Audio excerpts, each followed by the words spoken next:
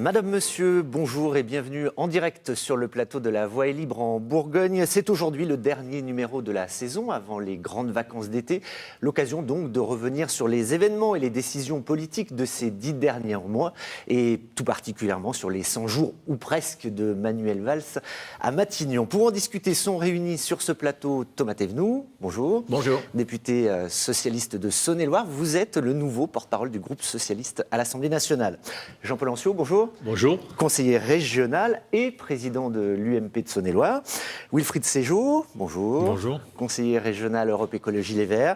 Enfin, Édouard Ferrand, bonjour. Bonjour. Député européen Front National, conseiller municipal de Sens. À la maison, sachez que vous pouvez poser vos questions comme chaque semaine via notre site internet, via notre page Facebook ou sur Twitter, #LVEL Bourgogne. Alors, ça fait donc près de 3 mois que Manuel Valls est à Matignon et il était hier au Creusot, sur le site Areva. Et il a notamment déclaré que la filière nucléaire, oui, c'est une filière d'avenir pour notre pays. Oui, une filière d'avenir, a-t-il insisté. Elle incarne une part de notre génie industriel et c'est grâce au nucléaire que nous pourrons avancer en matière de transition énergétique. Est-ce que vous êtes tous d'accord? Je ne pense pas, sur cette question. Thomas Thévenoud. Oui, c'est une filière d'avenir, c'est une filière stratégique pour la France. Même au moment où on dit qu'on va arrêter progressivement. On ne va pas arrêter, on va réduire la part du nucléaire. Mais même quand on aura atteint les 50% en 2025, le nucléaire, la France va rester un des pays à la pointe de l'énergie nucléaire. C'est important pour la compétitivité de nos entreprises, pour le savoir-faire. Il fallait voir la fierté des salariés d'Areva hier lors de l'inauguration de cette grande presse. Fierté qui se voyait dans leur regard. Mais le nucléaire, c'est important aussi pour le pouvoir d'achat des ménages parce que ça permet d'avoir un rapport qualité-prix de l'électricité particulièrement avantageux pour les ménages. Donc oui, c'est une filière d'avenir, une filière stratégique. Et puis en Saône-et-Loire, dans mon département, c'est beaucoup d'emplois, plusieurs milliers d'emplois avec du savoir-faire, de l'intelligence, de la recherche. Donc moi, je suis très heureux que le Premier ministre soit venu au Creusot hier.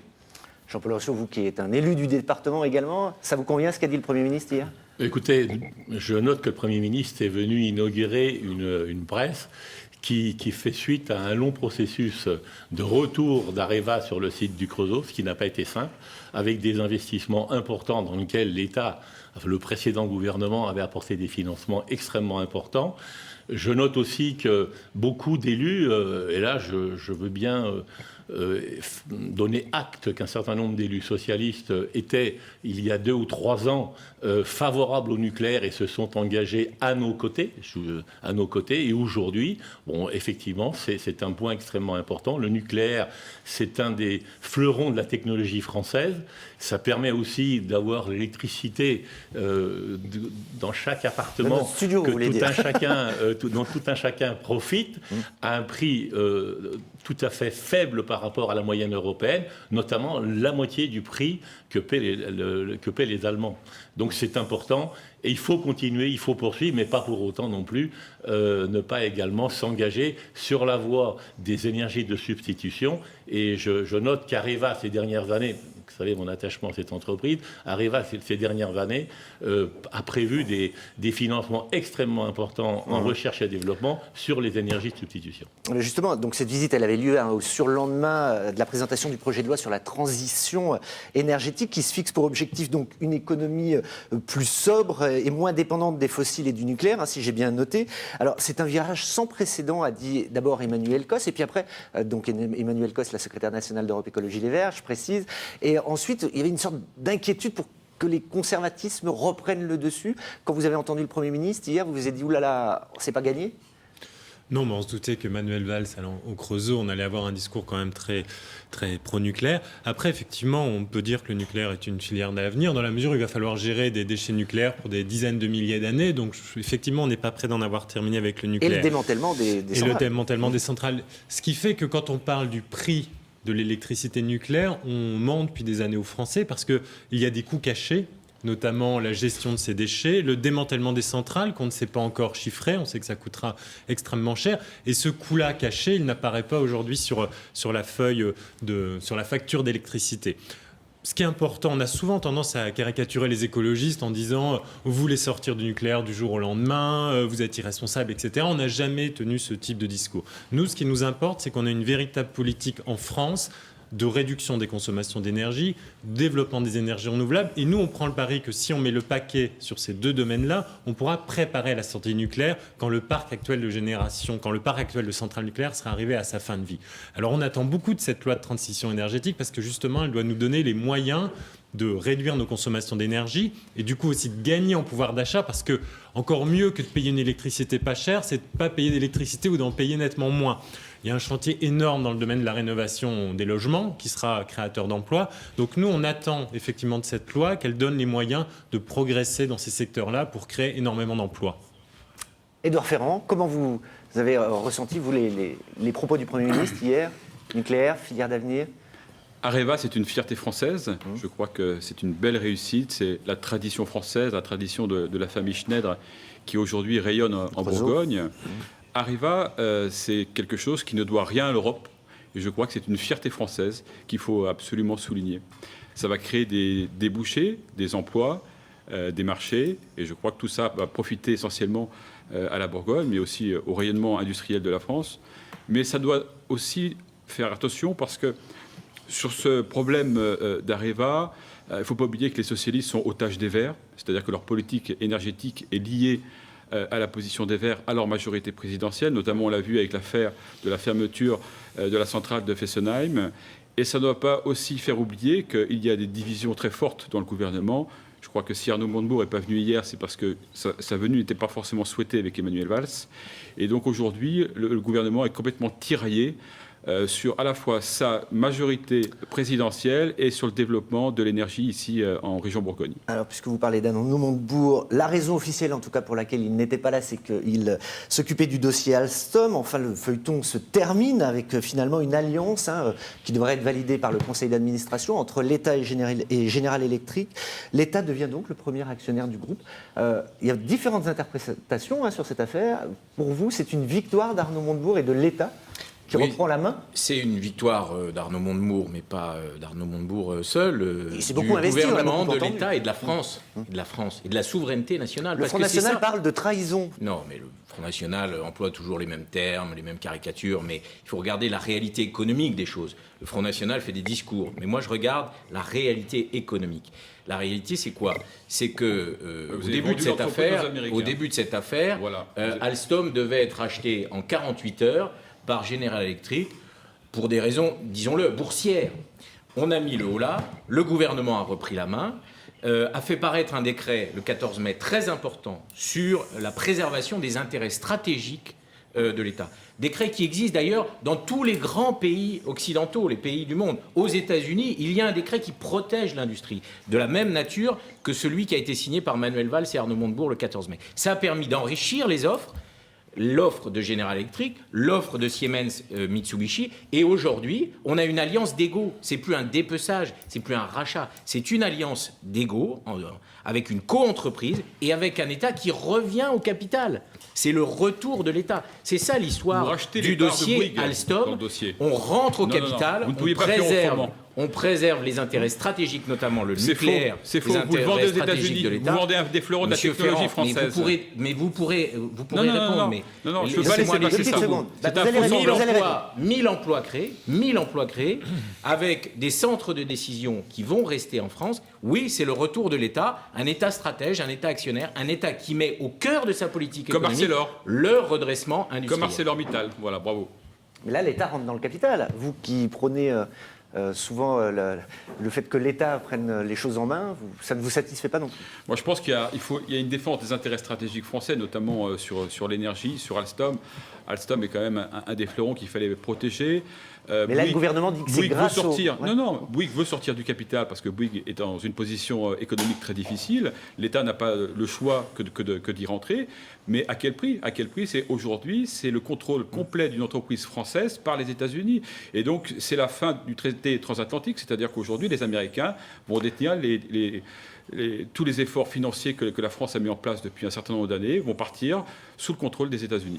A priori, donc, cette participation de l'État dans l'entreprise satisfait assez à gauche. À droite, on n'a pas beaucoup entendu de réaction. Celle du maire UMP de Belfort qui se satisfait, vous, Monsieur Ancio, qui vous revendiquez toujours du gaullisme social, c'est une solution qui vous convient ? Absolument. Mais écoutez, pour moi, c'est d'abord une mascarade, parce qu'il y a une communication extrême de la part du pouvoir en place qui, à mon avis, est d'abord démagogique et pas justifiée.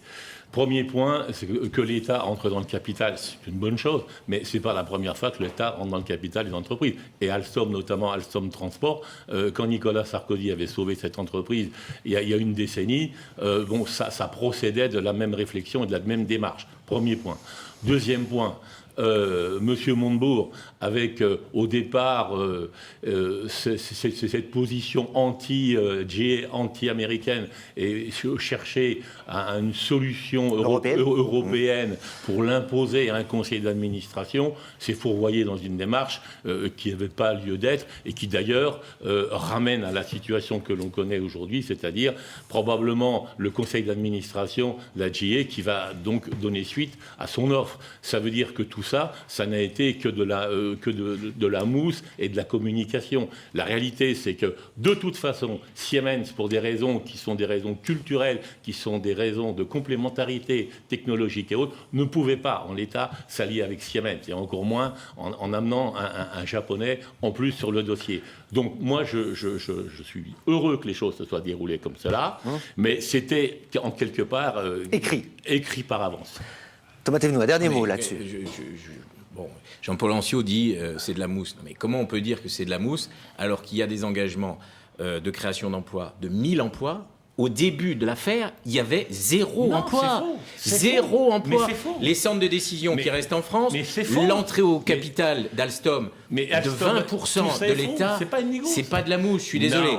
Il y a eu 2 victoires hier soir. Deux victoires. Celle de l'équipe de France et celle de l'État qui revient au capital d'Alstom. L'État, dans cette affaire, n'a rien à voir avec surtout la belle victoire de l'équipe de France. Parce que là, c'est une vraie victoire, une victoire d'équipe et pas une victoire de communication. Un autre aussi. Voilà. C'est pas la même. Une alliance d'ego. Il faut faire des alliances, il faut se donner la main. C'est ça la leçon de l'équipe de France que je retiens. La leçon du collectif, du rassemblement. Sur la métaphore, l'État avait botté en touche avant, alors que l'équipe de France, elle a botté au but. C'est pas la même chose. Allez, le collectif, justement, si vous me permettez cette transition, il y a le projet de... C'est également dans l'actualité chaude, le projet de budget rectificatif qui sera examiné à partir de lundi à l'Assemblée nationale. Alors la mesure phare, nous dit-on, c'est une réduction des impôts qui concernera 3 700 000 foyers. Alors c'est jugé... C'est de la com, selon M. Ancio, il va nous le dire, mais c'est jugé insuffisant par les députés socialistes dits frondeurs, qui ont déposé une quinzaine d'amendements.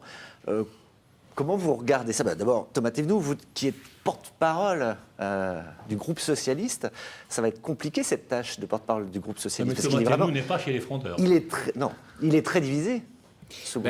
Je reprends la métaphore de l'équipe de France. Moi, je pense que ce qui fait le talent de cette équipe, c'est la jeunesse, c'est le talent personnel des joueurs, mais c'est aussi la force du collectif. Et en politique aussi, il en faut du collectif, le sens du collectif. Ce n'est pas le cas. Moi, j'ai fait partie des députés qui ont, auprès de Manuel Valls, il l'a rappelé d'ailleurs hier à l'Hôtel de Ville, et il a eu la gentillesse de le rappeler à l'Hôtel de Ville du Creusot hier, de ces députés qui ont insisté, depuis qu'il est arrivé à Matignon, sur le pouvoir d'achat des salariés, notamment les salariés des PME, du privé. Il y a beaucoup de chômeurs en France, mais tout le monde n'est pas au chômage, heureusement, en France. Et il y a des salariés qui ont connu des augmentations d'impôts très importantes dans les dernières années. De notre fait, de notre responsabilité, mais aussi de la responsabilité du gouvernement précédent. Et donc, j'ai insisté auprès de Manuel Valls pour qu'il y ait ce geste en direction des salariés des PME. Est-ce qu'il est suffisant ? À ce stade, je pense qu'il est suffisant, mais il faut aller plus loin sur un certain nombre de demandes. Et moi, mon travail de porte-parole, ça va être de faire en sorte que tout le monde puisse atterrir et s'inscrive dans cette équipe de France du redressement. Alors, je fais une parenthèse, on va revenir à ça, parce qu'il y avait une question de Paul de Lyon. Pourquoi les députés socialistes ne défendent-ils pas plus François Hollande, qui est caricaturé à longueur de journée dans les médias ? C'est une question de Christian Paul de Paul de Lyon. Non. Paul, oui, Paul Christian Paul, précisons-le, qui est l'un des frondeurs. Mais, écoutez, le président de la République, c'est le chef de l'État. Donc, il faut respecter le chef de l'État dans ce pays. C'est pas une question de François Hollande ou de son prédécesseur. La question, c'est qu'il y a des institutions. Quand on met à mal systématiquement le chef de l'État, en la personne de François Hollande, on mine aussi les institutions. Donc moi, je respecte les institutions et j'appelle tout le monde à être vigilant. Nous sommes dans une période où nous avons besoin de nous rassembler. Nous avons besoin d'unir nos forces. La France, si elle veut se redresser, elle doit Tout ce que vous s'unir. faites échoue. Vous divisez la France. Jean-Paul Anceau. Juste un mot, simplement pour réagir par rapport à ce que dit Thomas Temnou. Au départ, d'abord, les Français, ça a été la désillusion. Parce que la campagne a été extrêmement démagogique. Les promesses, les catalogues de promesses, tout ça n'est pas tenu. Et il y a une grosse désillusion. Tous les Français que vous rencontrez, et vous ne pouvez pas me dire le contraire, ils sont critiques à l'égard de toutes ces promesses qui ne sont pas tenues. Et le deuxième point, c'est l'incompréhension. Aujourd'hui, c'est une politique à la petite semaine, à la sauvette, c'est de la com, on est souvent dans le virtuel. C'est ça la réalité. Quand vous dites, bon, on va trouver des solutions pour les salaires les plus bas, mais oui, mais là encore, ça s'est toujours fait. Mais en fonction de la situation économique, en Saône-et-Loire, aujourd'hui, vous avez 25 dépôts de bilan d'entreprises par semaine. 25 dépôts de bilan par semaine. C'est ça la réalité. Alors, ce n'est pas des mots qu'il faut, ce n'est pas des incantations, c'est... Par rapport à la réalité, c'est prendre de vraies décisions. Et aujourd'hui, le gouvernement, et ce n'est pas un reproche que je vous fais à titre personnel ou simplement sur les élus parlementaires aujourd'hui qui sont socialistes, mais c'est surtout que dans une telle incohérence, il y a d'un côté les frondeurs, de l'autre côté ceux qui sont plus que socio-libérales. Tout ça, c'est un amalgame. Il faut négocier au jour le jour, négocier avec les Verts. Et vous ne pouvez pas vous en sortir. C'est vrai que l'UMP est beaucoup plus unie en non, ce mais moment. Nous, si vous voulez parler de l'UMP, je vous donne acte que le mouvement auquel j'appartiens est dans un état de délabrement, je vous en donne acte, sauf que sur le terrain, nous avons gagné un certain nombre de grandes villes en Saône-et-Loire et dans toute la France. Ça veut dire qu'il y a des élus UMP qui travaillent. On revient à notre sujet. Wilfried Ségeot par rapport à... Je voudrais quand même préciser qu'aujourd'hui, les socialistes ont trahi les classes populaires et les classes moyennes. Et aujourd'hui, par un artifice électoral, par un artifice qui consiste à faire baisser les impôts, ils vont essayer de reconquérir toute cette masse qui est complètement austérisée. Parce que vous croyez que Jean-Marie Le Pen 170 000 chômeurs en région Bourgogne, 120 000 personnes qui vivent en dessous du seuil de pauvreté. Aujourd'hui, François Hollande avait annoncé qu'il allait baisser le chômage.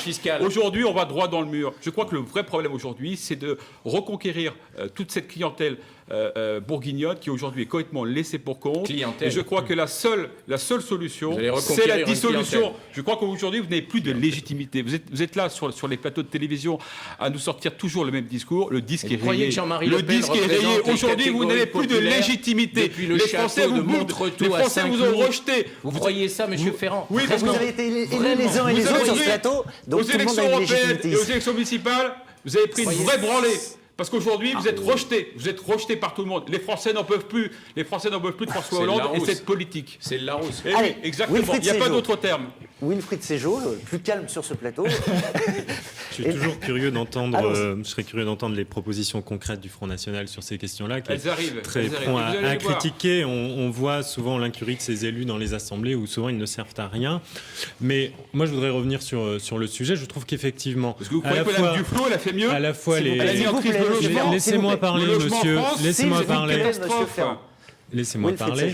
Je crois qu'il y a des propositions très intéressantes qui émanent à la fois d'Europe Écologie, mais aussi de députés socialistes, qui notamment proposent une mesure simple concernant la CSG, qui est une forme d'imposition extrêmement injuste, puisqu'elle frappe notamment les salariés les plus modestes, elle frappe tout le monde. Je crois que le problème, c'est que ce gouvernement ne mène pas une politique juste. Trop d'allègements proposés aux entreprises, trop de cadeaux fiscaux aux entreprises, et je peux en parler de façon en étant à l'aise, je suis moi-même chef d'entreprise, mais je crois que ces allègements fiscaux, ils doivent être conditionnés avec de vraies contreparties en matière d'innovation, en matière de recherche, en matière de création d'emplois. On voit bien au départ, le MEDEF, M. Gattaz a dit on va créer des emplois, puis finalement plus on avance, plus lui, il recule en disant on ne peut pas s'engager, c'est difficile. Donc je crois que là, François Hollande fait un peu du rétropédalage en annonçant quelques mesures en faveur des salariés et des ménages les plus modestes, mais globalement, l'équilibre n'est pas bon. Je crois qu'il faut aider les entreprises. Donc vous êtes toujours dans la majorité ou pas? Vous vous sentez toujours solidaire de cette majorité? Alors nous ne sommes plus, nous ne faisons plus partie du gouvernement, mais nous travaillons du point de vue parlementaire et nous voulons quand même que la situation s'améliore. On veut que des emplois se créent en France et que les ménages les plus modestes gagnent en pouvoir d'achat. Il y a énormément de gens qui souffrent, effectivement, des gens qui ne payaient pas d'impôts qui en payent, des retraites qui sont gelées, beaucoup de diminution de postes, de licenciements. Donc nous, en tant qu'écologistes et en tant qu'élus, on veut participer à ce que les choses s'améliorent, tout simplement. Donc on fait des propositions, on en fait du point de vue économique et du point de vue social. Un mot sur la réforme territoriale, puisqu'on fait un petit peu une vision globale de ce qui s'est passé cette semaine également. Donc ça a été présenté en Conseil des ministres cette semaine. Alors on en a parlé beaucoup ici, on va peut-être pas y passer beaucoup de temps, mais est-ce que ça va dans le sens de l'histoire, cette fusion Bourgogne-Franche-Comté? Vous y êtes favorable? Trois conseillers régionaux sur 4, enfin bientôt plus, je ne sais pas, Édouard Ferrand. Oui. Vous avez déjà démissionné? Vous avez annoncé votre intention? Pas encore, parce qu'il y a un recours sur notre élection, et donc voilà, on doit attendre que le juge des élections se prononce. Un recours sur votre élection en tant que député européen? Des différentes listes. D'accord. Donc alors, comment vous voyez cette fusion? Bon, écoutez, moi je pense qu'au lieu de rassembler, François Hollande divise, même dans son camp. Non, il rassemble les régions. Non, je crois que exactement. Mais je crois que François Hollande n'a pas compris le signal qui a été donné. Je crois qu'il nous propose aujourd'hui une réforme territoriale pour mieux masquer le reste. Cette réforme territoriale, elle n'est pas basée sur, elle est basée sur rien. Elle n'est pas populaire. Je pense qu'au contraire, au lieu de rapprocher les citoyens avec leur pouvoir, on va les en éloigner. Moi, je suis attaché au couple commune. Département, avec l'État en gouvernance. Je pense qu'au contraire, la région est un mal. C'est un mal qui nous vient de l'Europe, qui consiste à faire des super grandes régions européennes contre l'État. Et je crois qu'au contraire, cette réforme intervient à un très mauvais moment. Elle n'est pas populaire. Elle va diviser les Français. Et ça va faire qu'accentuer justement le creuset entre d'un côté les gouvernants et de l'autre côté les citoyens. Et je pense que voilà, il fallait éviter cette réforme. Jean-Paul Anceau? Oui, sur le fond, depuis... On en parle depuis des années et des années, y compris de la suppression des conseils généraux d'ailleurs. Bien sûr, mais sur la forme, encore une fois, c'est de l'improvisation. Je ne sais pas, décider comme ça, en une soirée, 12, 14, 15, après avoir reçu un certain nombre de parlementaires, de grands élus, ce n'est pas sérieux du tout. C'est-à-dire quand on reprend la presse étrangère et qu'on lit les conclusions, nous sommes taxés de ridicule. Donc la réalité, elle est celle-ci. Par contre, il faut évidemment tendre vers une véritable régionalisation qui fonctionne, à commencer par dire quelles sont les compétences, d'accord ? Ensuite, comment... ça a été précisé dans le projet de loi. Non, mais comment les projets vont s'articuler et peut-être regarder avec un peu plus de recul. Moi, je pense qu'on pourrait venir avec un nombre de régions moins importantes, nettement moins importantes. Quant au rattachement, la Bourgogne avec la Franche-Comté, oui, mais pourquoi pas aussi Champagne-Ardenne?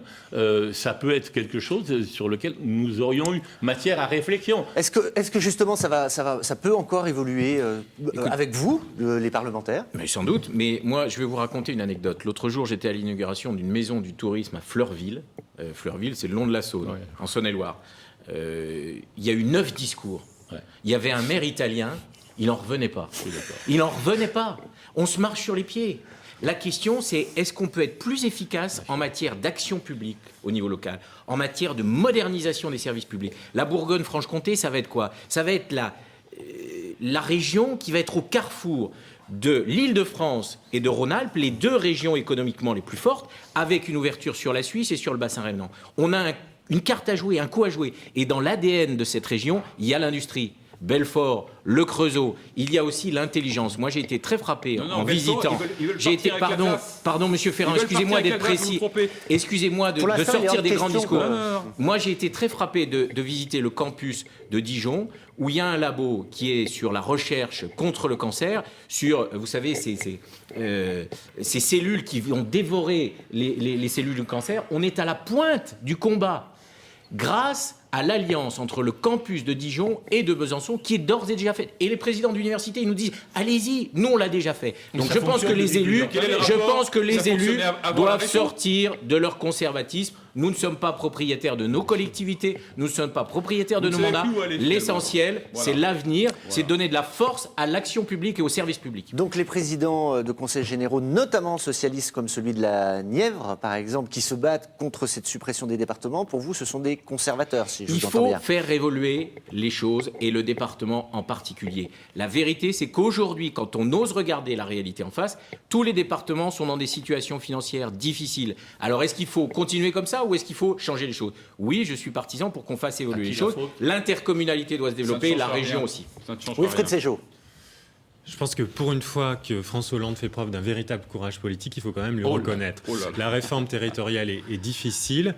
Les Français sont perdus. On vit vraiment un millefeuille. On en parle de ce millefeuille. À qui s'adresser? Les compétences sont partagées. Les collectivités se marchent sur les pieds. Tout cela manque d'efficacité. Tout ça génère des frais de fonctionnement qui ne sont pas vraiment utiles au service public aux citoyens. Donc nous, écologistes, on a toujours prôné pour une réforme profonde des collectivités locales. Après, c'est un chantier difficile parce qu'effectivement, oui, on se heurte à des conservatismes. Et puis il y a des parlementaires qui sont aussi conseillers généraux, etc. Voilà, et puis on se heurte aussi effectivement au cumul des mandats. La difficulté, à mon avis, c'est peut-être que les choses sont pris peut-être un peu à l'envers, puisque cette fusion des régions était annoncée. Maintenant, des choses sortent aussi intéressantes sur la redistribution des compétences. Il y a quand même des choses très claires. Le développement économique pour les régions, je pense que c'est important. L'éducation avec le transfert aussi des collèges, ce sont des choses qui vont dans le bon sens, qui sont cohérentes.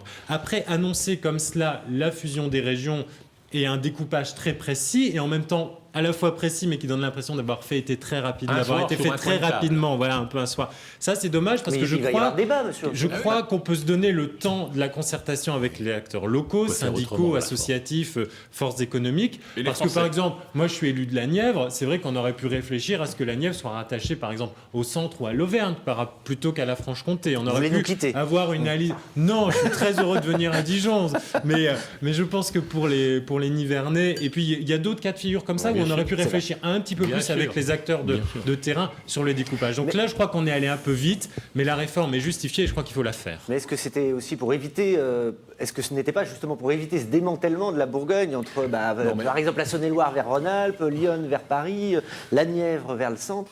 Non, mais écoutez, encore une fois, c'est complètement contraire à ce qui aurait pu être fait par le passé. Quand nous avons commencé la réforme territoriale, les socialistes étaient vent debout à l'époque contre tout. Alors, je ne dis pas que c'était la meilleure, je ne dis pas que c'était s'il n'y avait pas des modifications à apporter, je ne dis pas parce qu'il y avait une solution de transition qui avait été bien vue en ce qui concerne la place du département et les conseillers territoriaux, c'était une autre forme. Mais c'était un blocage, c'était non, non et non. Et là, aujourd'hui, on reprend ce dossier, et ce dossier, on le présente d'une façon quasi finalisée.